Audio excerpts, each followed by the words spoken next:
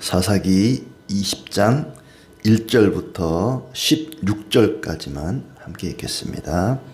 이에 모든 이스라엘 자손이 단에서부터 브엘세바까지와 길라 땅에서 나와서 그 회중이 일제히 미스바에서 여호와 앞에 모였으니 온 백성의 어른 곧 이스라엘 모든 지파의 어른들은 하나님 백성의 총회에 섰고 칼을 빼는 보병은 40만 명이었으며 이스라엘 자손이 미스바에 올라간 것을 베냐민 자손이 들었더라. 이스라엘 자손이 이르되 이 악한 일이 어떻게 일어났는지 우리에게 말하라 하니 레위 사람 곧 죽임을 당한 여인의 남편이 대답하여 이르되 내가 내 첩과 더불어 베냐민에 속한 기브아에 유숙하러 갔더니 기브아 사람들이 나를 치러 일어나서 밤에 내가 묵고 있던 집을 에워싸고 나를 죽이려 하고 내 첩을 욕보여 그를 죽게 한지라.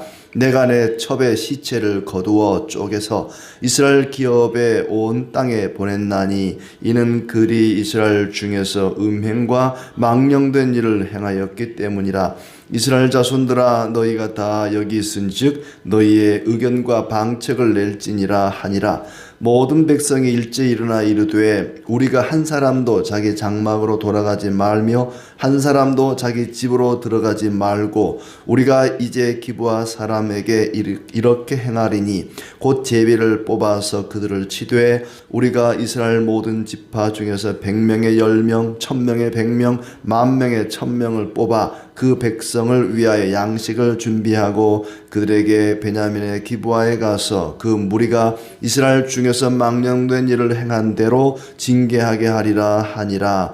이와 같이 이스라엘 모든 사람이 하나같이 합심하여 그 성읍을 치려고 모였더라. 이스라엘 지파들이 베냐민 온 지파의 사람들을 보내어 두루 다니며 이르기를 너희 중에서 생긴 이 악행이 어찌 됨이냐. 그런즉 이제 기브아 사람들 곧 그 불량배들을 우리에게 넘겨 주어서 우리가 그들을 죽여 이스라엘 중에서 악을 제거하여 버리게 하라 하나 베냐민 자손이 그들의 형제 이스라엘 자손의 말을 듣지 아니하고 도리어 성읍들로부터 기브아에 모이고 나아가서 이스라엘 자손과 싸우고자 하니라. 그때에 그 성읍들로부터 나온 베냐민 자손의 수는 칼을 빼는 자가 모두 26,000명이요 그 외에 기브아 주민 중 택한 자가 700명인데 이 모든 백성 중에서 택한 700명은 다 왼손잡이라 물매로 돌을 던지면 조금도 틀림이 없는 자들이더라. 아멘. 오늘도 주님의 은혜가 가득하기를 축복합니다. 2024년 이제 마지막 날입니다. 주님께서 베푸신 은혜를 생각하고 또 감사하고 또 아름답게 마무리하는 그런 복된 날이 되기를 기대합니다. 사사기 20장 말씀을 읽는데 레위인의 이야기가 이 앞장 19장에 나왔었죠. 레위인이 자기 첩을 죽여서 토막을 12토막을 내서 온 이스라엘에 보내는 그런 참 끔찍하고 처참한 일이 있었습니다. 그 이제 시신의 한 덩어리씩 받은 12지파가 미스바에 모였습니다. 그리고 그 사건의 자초지종을 레위인으로부터 듣게 되지요. 그 레위인이 경위를 설명하는데 자기 잘못은 이야기하지 않습니다. 분명히 자기 첩이 그렇게 욕을 당하고 새벽에 시신으로 발견되었다면 자기 잘못도 있거든요. 자기가 가서 말리거나 연약한 여자를 위해서 남자가 희생을 하면서 참 여자의 목숨을 구해내고 그랬어야 되는데 자기는 마치 반항할 수 없는 그런 상태에 있었던 것처럼 마치 자기가 그 첩을 죽으라고 사지로 내몬 것과 같은데 전혀 반성도 없이 이렇게 자기 잘못은 이야기하지 않고 자초지종을 이야기하게 됩니다. 온 이스라엘이 미스바에 모였다. 보병만 무려 40만 명이 모였습니다. 범인들을 색출해서 가만두지 않겠다고 그러니까 이스라엘 60만 명, 남자만 장정만 60만 명이었었잖아요. 출애굽 때. 얼마 지나지 않은 때니까. 그런데 40만 명이나 모였다니 굉장히 많은 숫자가 모였습니다. 이 악한 일이 어떻게 일어났는지 자초지종을 말해라 했더니 레위 사람이 이야기를 합니다. 그들이 이스라엘 중에서 음행과 망령된 일을 행해서 시체를 절단해서 내가 보냈다. 그리고 망령된 일, 음행을 행해서 내가 도저히 견딜 수 없어서 이건 아니다 싶어서 시체를 12토막을 내서 보냈다. 뭐 택배로 보냈는지 뭘로 보냈는지. 근데 이 기브아가 속한 베냐민 지파도 받았을 거 아니에요? 자기네 지파도 받았으면 이게 어떻게 된 일인지 스스로 조사를 해서 범인을 색출해서 처벌을 했더라면은 이런 전쟁은 일어나지 않았을 텐데 전혀 자기 잘못들은 지금 모릅니다. 레위인도 그렇고 베냐민 지파도 그렇고 또 뭐 나머지 이스라엘 백성 전체가 자기들의 잘못은 전혀 생각하지 않고 어떤 놈이 이랬느냐, 왜 이렇게 했느냐, 범인을 색출해서 없애자 막 이렇게 서로 자기 감정에 이끌려서 이게 다 왕이 없으므로 각각 자기 소견에 옳은 대로 행하는 모습들이죠. 모든 이스라엘이 일어나서 베냐민 기브아에 가서 망령된 일을 행한 대로 징계하기로 합심해서 모이게 됩니다. 어쩌면 쉽게 끝날 수도 있는 일이었어요. 범인들만 색출해서 걔네들 그 놈들한테 책임을 묻고 처벌을 하고 했으면 될 문제인데 일이 커진 거죠. 이게 다 자기 소견에 옳은 대로 행했기 때문에 그렇습니다. 이 베냐민 사람들, 기브아 사람들은 굉장히 호전적이고 싸움에 능숙한 그런 사람들이었습니다. 먼저 베냐민 지파 사람들에게 사람을 보내서 불량배를 넘겨주라. 그놈들만 죽이면 일이 끝날 수 있다. 이렇게 먼저 이스라엘 사람들이 이야기를 합니다. 불량배들을 넘겨줘 죽임으로 이스라엘 중에 악을 제거하여 버리게 하라. 그랬더니 베냐민 자손들이 말을 듣지 않습니다. 도리어 싸우려고 덤벼들었다 그랬죠. 도리어 그들이 싸우려고 했다. 13절 말씀에 그 불량배들을 우리에게 넘겨주어서 우리가 그들을 죽여 이스라엘 중에 악을 제거하여 버리게 하라 하나 베냐민 자손이 그들의 형제 이스라엘 자손의 말을 듣지 아니하고 도리어 성읍들로부터 기브아에 모이고 나가서 이스라엘 자손과 싸우고자 하니라. 도리어 싸우고자 했다. 범인들만 내놓으면 그놈들만 죽이고 일을 끝내자 했는데 도리어 싸우고자 덤벼들었다. 그래서 2만 6천 명이 모이고 또 기브아 주민 700명이 모이고 그들 중에서는 700명이 왼손잡이로 물맷돌을 던지는 선수급이었다고 이야기합니다. 자, 그리고 이제 이스라엘 자손이 하나님께 묻습니다. 누가 먼저 가서 베냐민 자손과 싸울까요? 물었더니 유다가 먼저 가라. 항상 유다 백성들은 싸움에 앞장서야 되는 그런 유능한 사람들이었습니다. 서로 맞서 싸우는데 기브아가 이깁니다. 적은 쪽이 40만 명과 2만 6,700명이 싸우는데 오히려 적은 쪽이 이 베냐민 지파 사람들이 이기는 거예요. 그래서 이스라엘 2만 2천 명이 죽었다. 이스라엘 자손들이 하나님께 가서 묻습니다. 하나님, 베냐민과 싸울까요? 라고 묻자 올라가서 치라 이야기하는데 이튿날도 역시 마찬가지로 베냐민이 이깁니다. 18,000명이 이스라엘이 죽임을 당합니다. 이스라엘 백성들이 금식하고 번제 화목제를 드리고 베냐민과 싸우리까 또 물었더니 올라가라. 내일은 너희가 이길 것이다. 그리고 이제 이스라엘 백성들이 매복 작전을 펴니다. 숨어 있다가 일부는 베냐민을 치니까 베냐민 사람들이 옳거니 하고 쫓아 나오다가 매복하고 있던 사람들에게 이제 뒤통수를 맞게 되고 또 기브아 성이 불타게 되고 그러다가 이제 괴멸을 당하게 되는 거죠. 왜 이스라엘이 처음에 졌을까? 40만 명 훨씬 더 많은데도 왜 많은 쪽이 졌을까?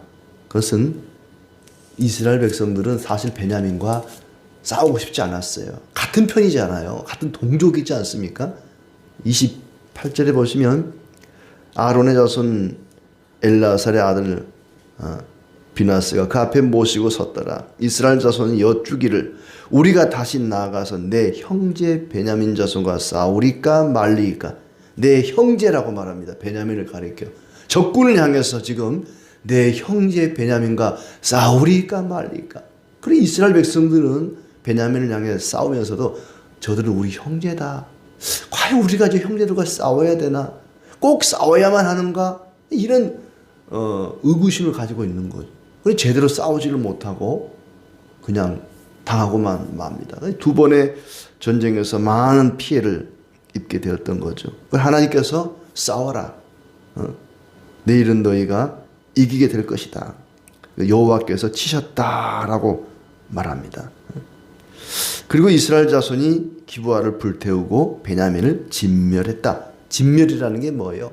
완전히 쓸어버렸다는 거죠. 계속해서 추격을 하고 베냐민을 짓밟아 버립니다. 그리고 겨우 베냐민 지파 600명이 광야로 도망내서 림몬 바위에 이르러 넉 달 동안 거기서 지내게 되었다. 600명 남고 26,700명 가운데 600명 남고 모조리 다 진멸을 당한 것입니다. 12지파 가운데 한 지파가 완전히 소멸될 위기에 처했습니다. 그러니까 이스라엘 12지파 가운데 한 지파가 다 없어진다. 뭐 우리가 앞에도 봐 단지파도 나중에 없어지지만 한 지파가 없어진다는 것은 단순히 12분의 1이 사라지는 것이 아닙니다. 생각해 보세요. 12조각으로 된 나무판으로 빙 둘러서 물통을 하나 만들었다 합시다. 물통을 만들었는데 12조각으로 이게 옆으로 이어져 있어요. 물이 가득 담겨 있습니다. 근데 그 가운데 한 조각이 빠지거나 한 조각이 조금 남고 다 부러져 버렸다. 그럼 그 안에 있는 물이 어떻게 되겠어요? 다 쏟아지는 거죠. 그러니까 12지파 가운데 한 지파가 사라진다는 것은 12분의 1이 사라지는 게 아니라 12지파 전체가 다 무너져 버리는 것입니다. 이스라엘이 다 무너져 버리는 거예요. 나중에서 이제 알게 된 거죠. 자기가 자기 주먹으로 자기 머리를 하나 치다가 막 피를 흘리는데 나중에 보니까 이게 무슨 피지? 내가 나를 치고 있었네. 내가 나를 괴롭히고 내가 나를 해친 것을 알게 된 거죠. 12지파 가운데 한 지파가 소멸되게 생긴 겁니다. 600명 남고 다 죽어버린 거예요. 자기들이 죽였잖아요. 참 이런 동족 상잔의 비극이 레위인이 자기 첩을 그렇게 죽여서 물론 레위인을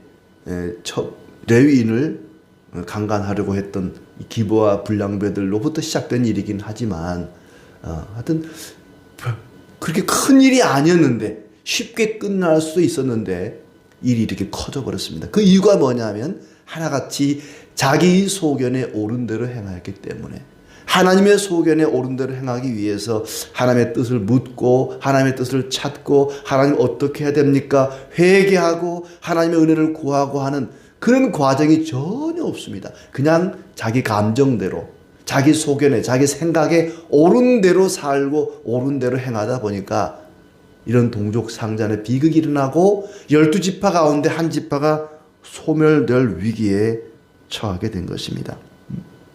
남자들이 특히 남자들이 다 남자들이 일으킨 일이잖아요. 남자들이 자기 소견에 옳은 대로 행한 결과 이스라엘 사람들이 베냐민 자손을 만나는 사람마다 다 죽이고 불살고 그래서 베냐민의 여성들이 몰살을 당하게 된 것입니다. 겨우 600명이 남았는데 어린아이와 분여자들까지 다 죽여버리니까 그 600명이 이제 그 후손을 이어가야 되는데 너무 걱정이 되는 거죠. 그래서 다음 장에 보면은 어떻게 남아있는 600명이 여자들을 만나서 후손을 이어갈 수 있을까? 이걸 서로 고민하면서 또 다른 죄를 짓는 이야기가 이어지고 있습니다. 하나님께 겸손히 묻고 회개하고 하나님의 뜻이 무엇입니까? 물론 전쟁을 할 때 싸워야 됩니까? 말아야 됩니까? 라는 그런 질문을 하기는 합니다만은 하나님의 소견보다는 자기들의 생각이 앞섰던 것이 사실입니다.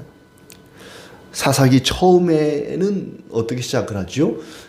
이스라엘 백성들이 남아있는 가나안 땅의 잔당들을, 가나안 원주민 이방인들을 싸워서 몰아내라고 하는 명령으로부터 시작하지 않습니까? 그리고 진짜로 그렇게 가나안 땅에 남아있던 이방 민족들과 전쟁을 합니다. 그런데 사사기 마지막에는 어떻게 됩니까? 자기끼리 전쟁을 합니다. 싸워야 할 자들과는 싸우지 않고 화목해야 할 자들과 싸우고 있는 거예요. 우리가 살아가면서 싸워야 할 대상이 누구인지, 그리고 화목해야 할 대상이 누구인지 분명히 알아야 됩니다.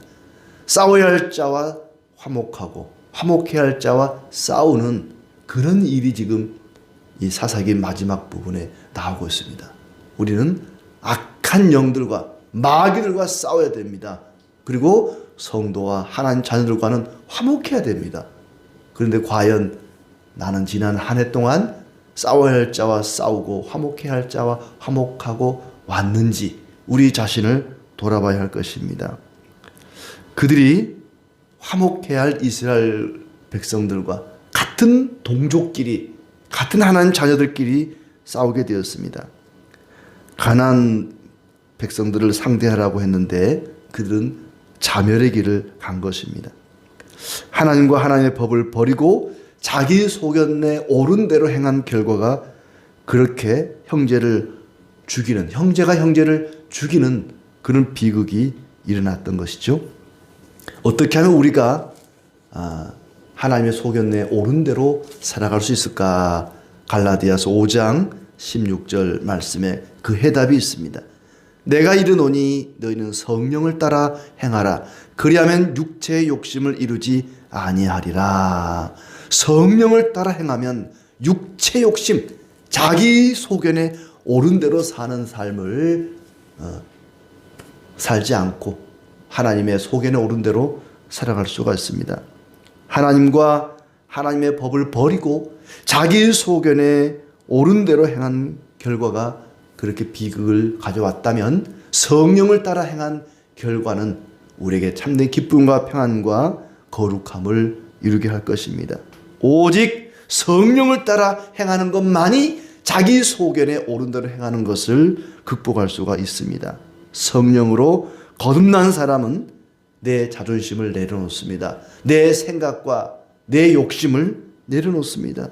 왜냐하면 하나님을 사랑하기 때문에, 성령의 이끄심을 따라 사는 사람은 하나님을 사랑하기 때문에 내 욕심, 내 자존심을 다 내려놓고 나를 위해 십자가에 죽으신 예수님을 사랑하고 그 예수님의 뜻을 따라 그리스도를 닮아 살아가게 됩니다.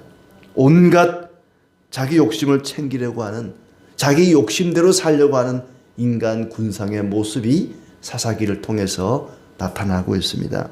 내 생각, 내 욕심을 내려놓고 성령을 따라 행하는 우리의 삶이 되기를 진심으로 기원합니다.